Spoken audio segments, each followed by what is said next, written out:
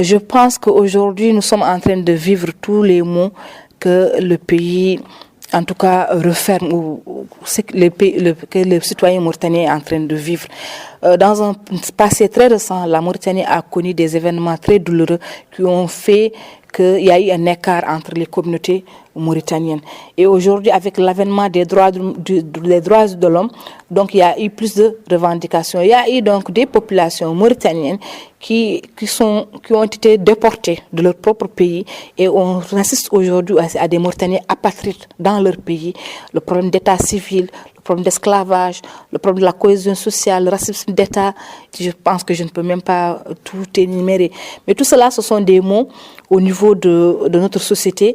Et peut-être qu'il est bon aujourd'hui qu'on regarde le cliché vraiment en face et qu'on ne se voile pas la face et qu'on s'attaque à nos problèmes. Certes, je ne dirais pas qu'il n'y a pas quelque chose qui est fait. Il y a beaucoup qui a été fait, mais il y a beaucoup aussi qui reste à faire. Et cette question a été un peu mise en exergue et un peu, en tout cas, on a commencé à travailler là-dessus, surtout avec l'avènement vraiment et le souffle mondial de la promotion des droits de l'homme un peu partout, qu'il y a eu donc des lumières qui ont été mises sur le tapis mauritanien.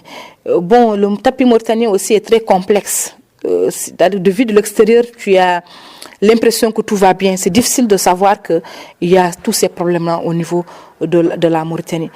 Mais la Mauritanie est un petit laboratoire de beaucoup de diversité de problèmes qui sont liés à cette diversité ethnique, à cette diversité de culture, à cette diversité donc de manque de langue et autres, qui fait qu'il n'y a pas, et ces problèmes aussi de déportation, ce problème de passif humanitaire, ce problème d'esclavage, ce problème de la discrimination raciale qui est dans ce pays et qui est aussi perpétré par notre gouvernement, le problème de la bonne gouvernance qui n'est pas propre à seulement la Mauritanie. Donc tout cela fait des secousses et empêche.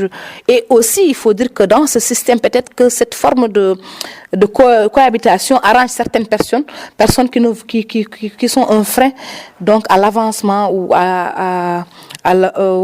au fait qu'on n'avance pas trop vite dans la résolution de tout ce qui se passe, et qui veulent carrément penser la plaie sans pour autant reconnaître ce qui a été fait, sans donc effacer tout ce qu'on appelle le devoir de mémoire.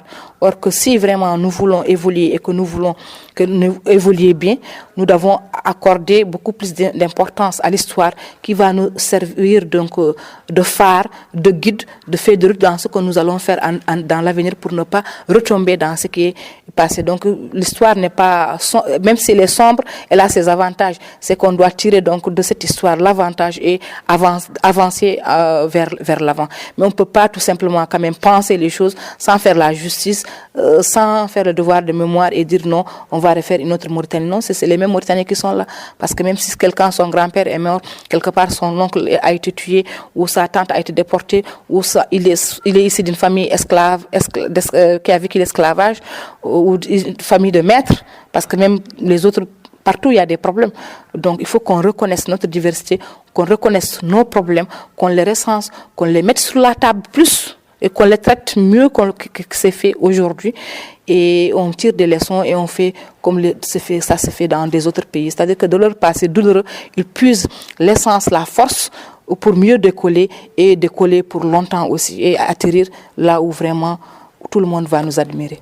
En dehors de votre casquette de femme, chef ou vice-présidente d'une association,